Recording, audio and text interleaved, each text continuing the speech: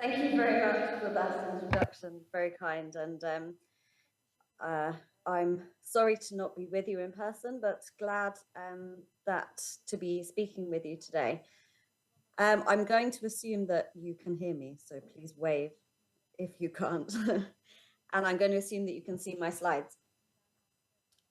So I'm going to be talking about discrepancies between current and best practice care for depression. Some of our work that we've done in this area. These are my disclosures, which aren't related to this work. The other disclosure that I have is that some building work has just started going on next door in the last 30 seconds, so I hope that's not distracting. Okay, so as a very brief background, we know that the depression is among the leading cause of burden worldwide, and the burden of depression is increasing. And this is partly due to the high prevalence of depression. It's partly due to the disabling impacts of episodes.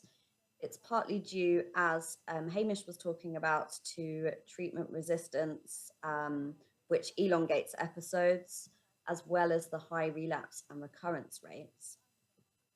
And yet, you know, we have numerous effective treatments for depression. We have very well respected evidence-based management guidelines. And so this seems contradictory. Importance of intervening early and effectively, as Hamish was talking about. And a couple of key things here are that in general, the evidence suggests that the longer duration of untreated depression someone has, the less likely they are to respond in future. The more treatments that people try, it seems the less likely they are to respond in future, although that may be partly to do with common mechanisms of treatments that are used. So, best practice care for depression. This is a step care model for depression, which many guidelines use, including the NICE guidelines, which this one's taken from. And we know that the evidence suggests that treating depression as per stepped care models improves outcomes. But of course, in order to even get onto a stepped care model, I've added this step 0 here. There needs to be seeking of help before recognition of the disorder can occur. And so we know that this is best practice. What happens in real routine practice? This has, of course, has been looked at, but it hasn't been looked at in a very in-depth and multi-location fashion. And of course, if we know what is actually happening with patients on their journeys during episodes, we can understand where exactly the discrepancies are. And this can allow for informed and specific recommendations to minimize that discrepancy. So we undertook a project which was called Value of Treatment, which was funded by the European Brain Council. And the overarching aim was to be able to develop evidence-based policy recommendations to improve care pathways for major depressive disorder in Europe.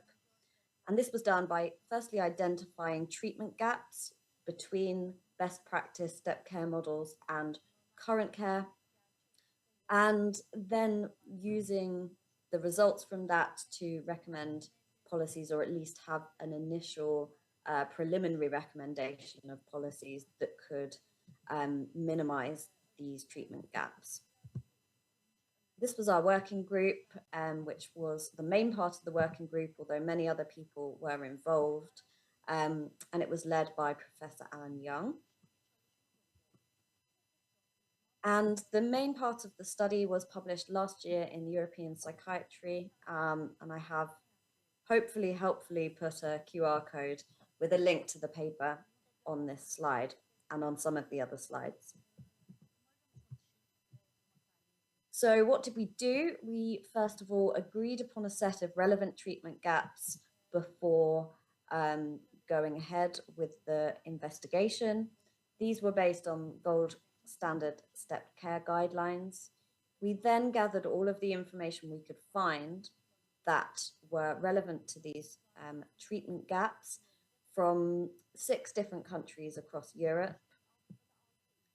And based on then the findings, we took a modified Delphi approach to attain some expert consensus on some possible recommendations to improve these. And that consisted of a panel of 15 experts from these countries, which included mood disorder specialists, GPs, psychiatrists, and importantly, people with lived experience of depression. And across 3 different rounds of questions and answers on how important some ideas that were generated and iteratively generated by the group, we accepted recommendations where there ended up being 80% agreement on the importance of that recommendation.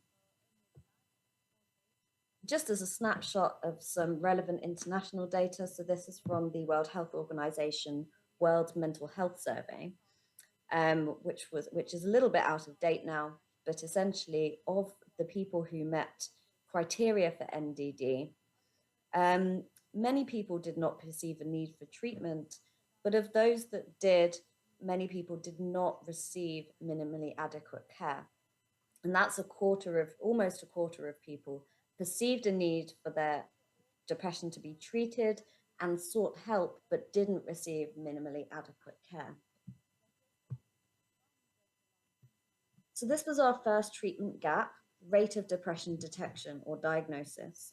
And of all of the estimates that we found from different studies and other data sources, there was a huge range of depression detection.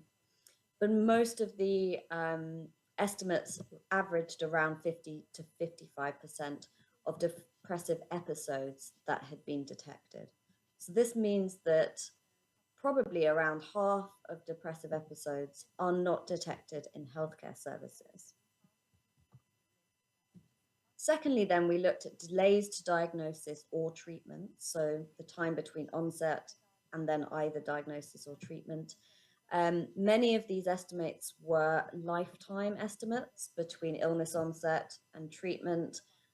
Some were within the episode, so between episode onset and treatment.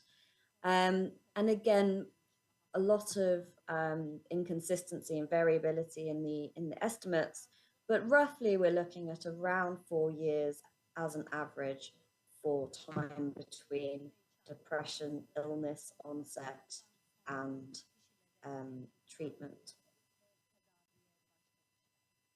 We also looked at rates for treatment, and some of these informations were about samples that included both diagnosed and undiagnosed samples. Some included only people with a diagnosis. We also looked at psychological as well as pharmacological treatment. And again, a huge amount of variability here. But if you look at samples that are diagnosed already with depression, you're looking at above a third of people who may not at one time be receiving treatment. And across the board, one of our most consistent findings was that psychological therapy is much rarer than pharmacological therapy. And of course, a major cause of that is likely to be the increased cost of delivery. But this is, I believe, also an important finding. Then we looked at follow-up rates after treatment had been initiated. So of these, this was slightly, there was slightly less evidence on this, but approximately a third of people may not be followed up at all after starting an antidepressant. A third of people may have some follow-up, which is not to the extent that guidelines recommend, and about a third may have adequate follow-up in the months after starting an antidepressant. We also looked at access to secondary care. So for people with treatment resistant or very difficult to treat depression, for people with comorbid or complex depression, or particular risk, the guidelines would recommend access to secondary or psychiatric services. The rates of this also varied, but in general, it was between 15% and about a quarter of patients, if you take a pooled average across the sites that we were looking at, which is slightly fewer than you would expect given the data that we have on complex or difficult to treat depression. And we also had a sixth treatment gap, which we looked at, which was how many patients are able to access specialist mood disorders care. And we found no data at all on that, which suggests the answer is very few patients, but with no data to support it. So taken together, this is a sort of summary graphic of those results that I just mentioned. And I really think that, particularly thinking about detection of depression and treatment of depression, these are the areas that we really do seem to not be doing very well at in most routine care services. So as I said, then we gathered some recommendations. I won't spend a huge amount of time on this, but we split them up into the same treatment gaps that we had before. So in terms of getting people a diagnosis, the recommendations were mainly around service availability, so making it really easy for people to seek help. Having a bit longer in an appointment, 7 minutes in a primary care appointment is perhaps insufficient, and improved information provision to help support people who may be experiencing depression and don't know what to do, as well as possible integration of e-mental health tools with primary care services to sort of facilitate this. There were far more recommendations for improving treatment provision, but many of these fall under the same kind of categories. So we need more resources for appointments and time between patients and healthcare professionals, to remove the barriers for patients to be able to access treatments, including more time-intensive treatments where indicated. Sort of digital strategies. So for example, prescribing support tools that may be integrated with health records, and some other possible ways to manage resources. So for example, shared care arrangements between psychiatrists and psychiatrists or other mental health workers with primary care physicians. The improving follow-up or continuity of care, again, we have some similar things in here, really making it as feasible as possible to have ongoing appointments. One thing to mention here is measurement-based care, which there's quite a lot of evidence that, standardized assessment and measuring how patients are doing in a structured way on an ongoing basis can itself improve improve outcomes. Improving access to specialist care. Most of these recommendations were more focused on getting more resources. So for example, training programs for doctors, training programs both into psychiatry and to support primary care physicians, early screening for patients at risk of needing specialist treatment earlier in care pathways, which may again prevent future more chronic or burdensome conditions. Resource input to create more specialist mood disorder centers. But you can see, we tried here to have some balance between we need more resources to treat our patients better and ways of managing with limited resources, which is of course a reality. And I suppose, talking about resources and economics, we also, as part of this have done economic analyses of the cost and possible benefit of reducing these treatment gaps. This was led by Professor Paul McCrone from Greenwich.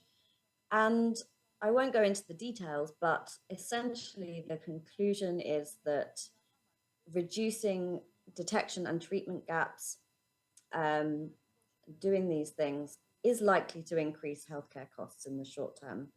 However, by improving outcomes to the extent that the evidence would suggest, this can reduce costs in the long term, and therefore be cost effective.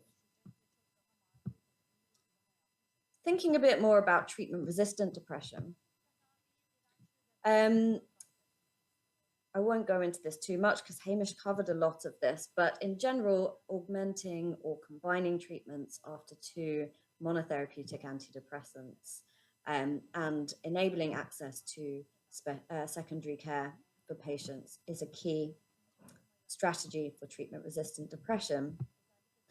And there are a lot of guidelines, of course. Our group, I will just, I've missed a slide.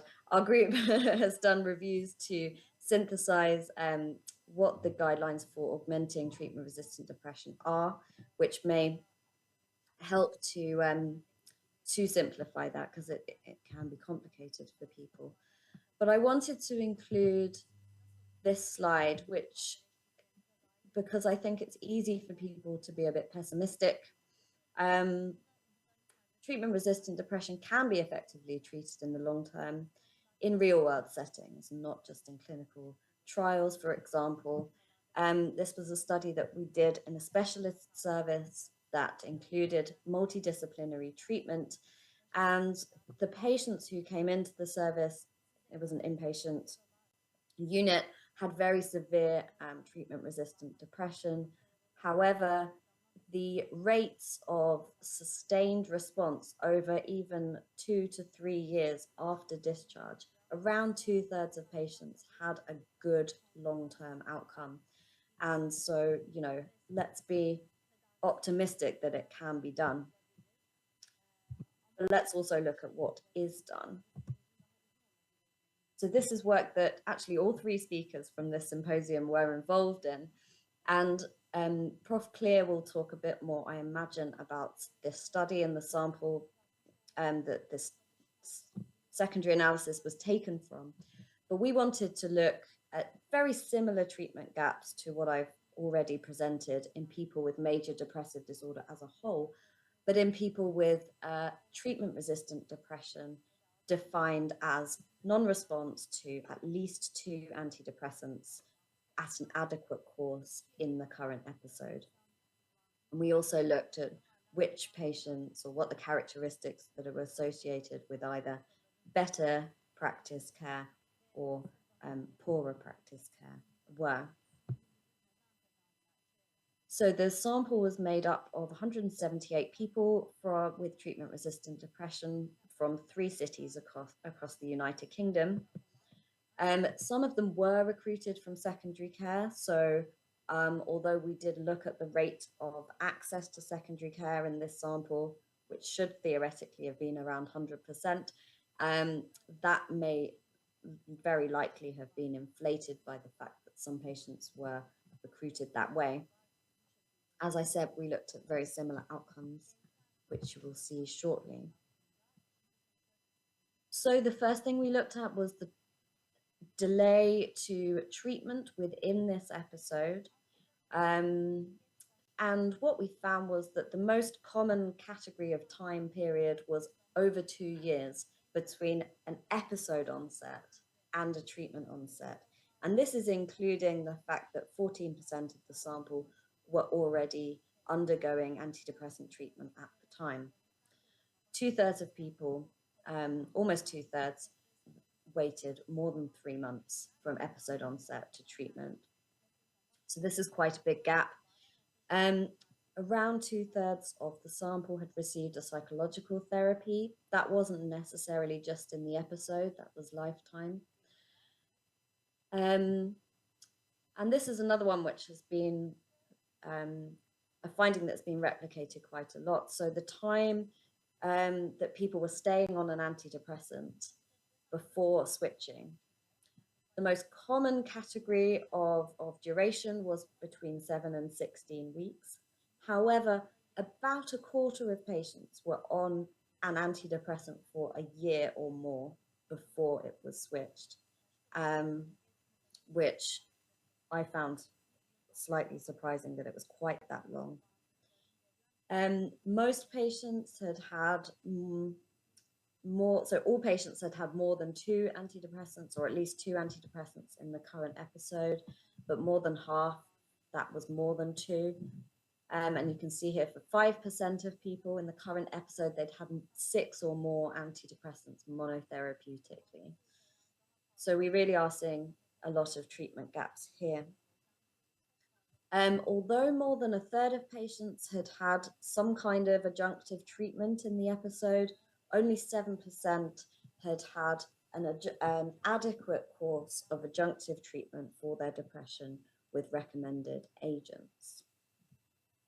And 44% of people had access to secondary care, but this was much lower if you removed the people who were actively recruited from secondary care, and it was also much lower in London than the smaller cities. I suspect I don't have a huge amount of time to go through, but some of the treatment gaps were associated with more severe depression, some were associated with less severe depression.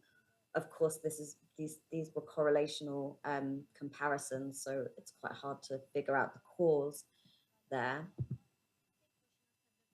And these are some findings from other studies that have essentially found the same thing. So after 2 antidepressant monotherapies, antidepressant monotherapy remains the most common treatment strategy.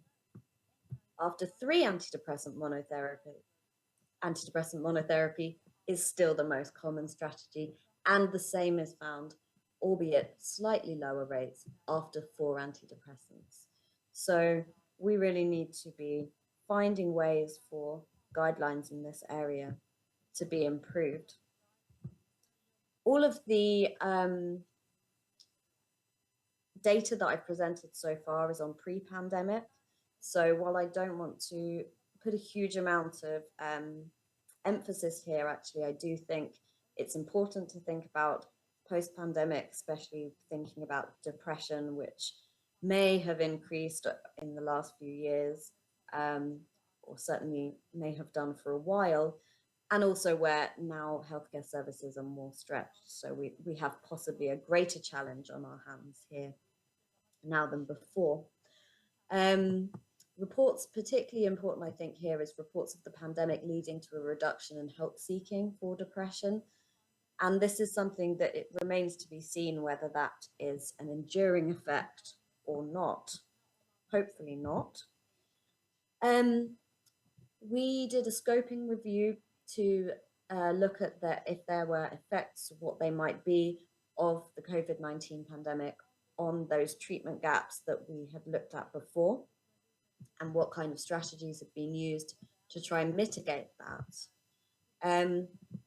Also supported by the European Brain Council, similar group of researchers.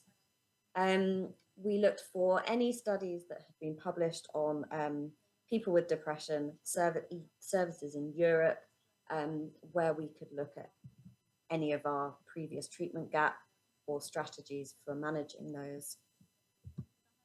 And the kind of bottom line finding was that although there wasn't a huge amount of evidence on this, in general, it seemed like things had got a bit worse during the pandemic in terms of treatment rates, access to care, but actually a number of the findings that came out of that were that patients perceived reduced access to care, but patients also perceived digital interventions or digital strategies to be helpful, although there is not good evidence that digital interventions, specifically during the pandemic, have improved care.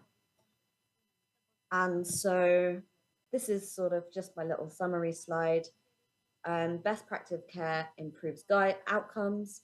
Current practice care is not very close at all to best practice care.